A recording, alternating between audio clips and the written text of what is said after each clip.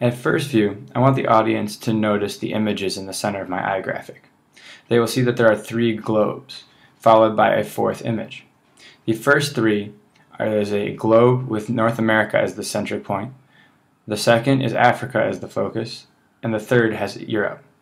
Finally, they will see that Jimmy has created a flat map with Chicago at the center.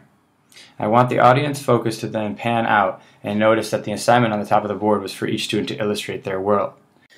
The first 3 students see the same flat map and immediately create a sphere with their continent of influence at the center of their attention. Finally, Jimmy sees this map and does the same, except for his view is only of the city that he knows, and his illustration of the Earth is very different. Upon seeing that Jimmy has created a different globe, I want the audience to be thinking about observation.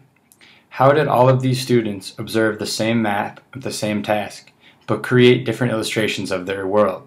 What has happened in the past, or what filters do they have that causes them to view their world so differently?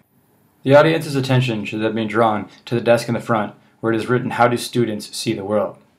This should start to frame the overall message that I want them to understand, that different students bring these different perceptions into the classroom.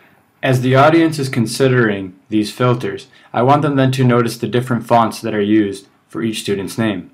This gives a subtle clue as to why these students have different perceptions of the worlds that they drew.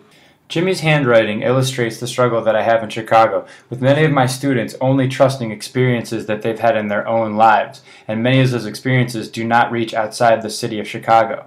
Therefore, when introducing larger themes, many of them do not trust any theories that they do not have personal experience with. I chose the idea that the world is flat to illustrate that some of the theories my students carry into the classroom are so unique that they actually go against certain truths that we hold universal. My iGraphic evolved as I struggled with how to illustrate my thought process. I originally envisioned my students standing around and looking at the same image, but each seeing something different, but I felt this did not illustrate my main message. I wanted to illustrate that each one of my students has these different perceptions of the classroom because of filters that they bring in from their personal lives.